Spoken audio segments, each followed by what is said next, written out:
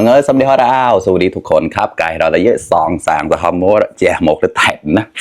มันน่าเป็นเชียดผัดหอยลายนะผัดแล้วเก๋ๆเราต้องไม่ตูดมาตูดนะ1 กิโล1 ลำแบเจ้านะนายเปิดตักไม่ได้ติดเลิงหัวมันทีนะเหนียวไม่หกมันกันนะผัดหอยลายก็มีพริกเผาได้หอมกันนะผัดแล้วเก๋ๆเราต้องการให้ตาได้เป็นเชียดกับจอดนะวันนี้ก็ผัดหอยลายครับผัดพริกเผานะครับเนี่ยผัดเองครับฝีมือตัวเองครับ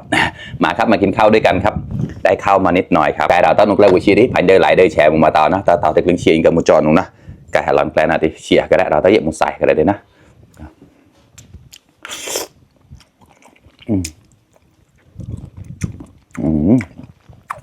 ด่าก็อร่อย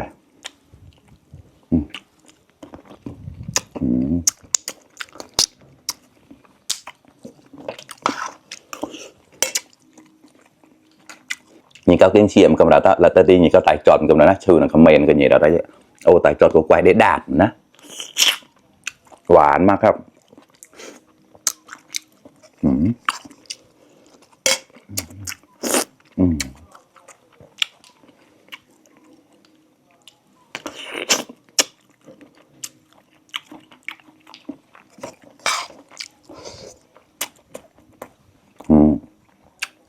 โหระพา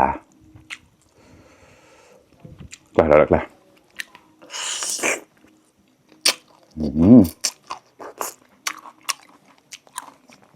อร่อยมาก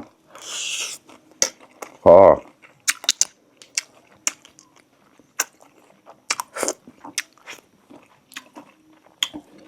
แสดงเขาอย่างเราได้ส่งโจเตาแบนะตามอง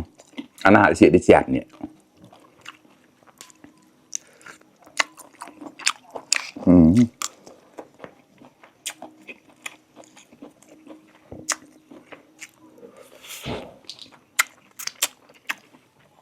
ดาดข้อมากันหวานมากครับเพื่อนๆ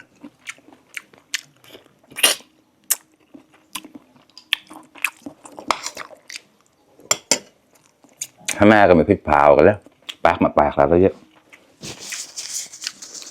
ผัดพริกเผาเนี่ยเข้ากันครับอร่อยมากครับหวานด้วยต้องใช้มือแล้วแหละ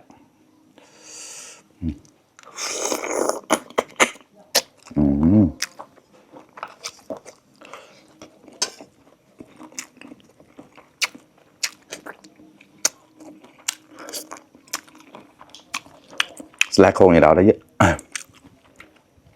ขออภัยด้วยนะครับถ้าดูไม่สะอาดต้องใช้2 มือครับมา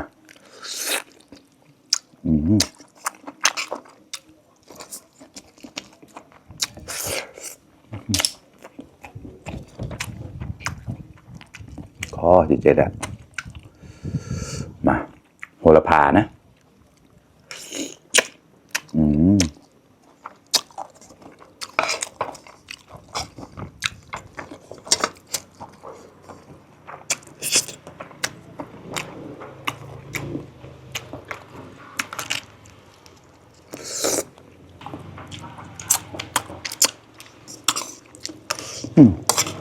ขอครับ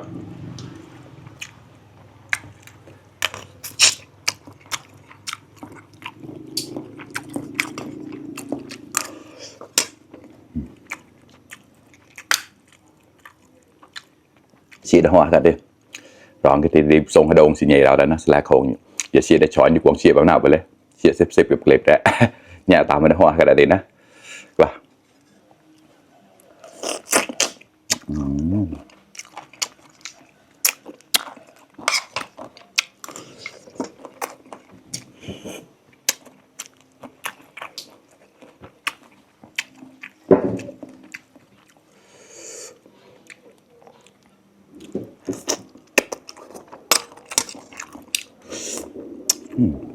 อร่อยมาก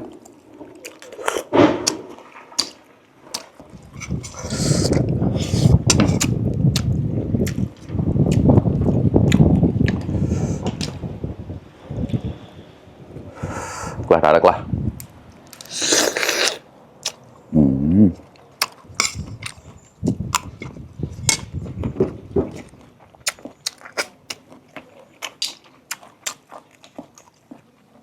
ตัวใหญ่มากเลยนะไม่นกมากระดาษ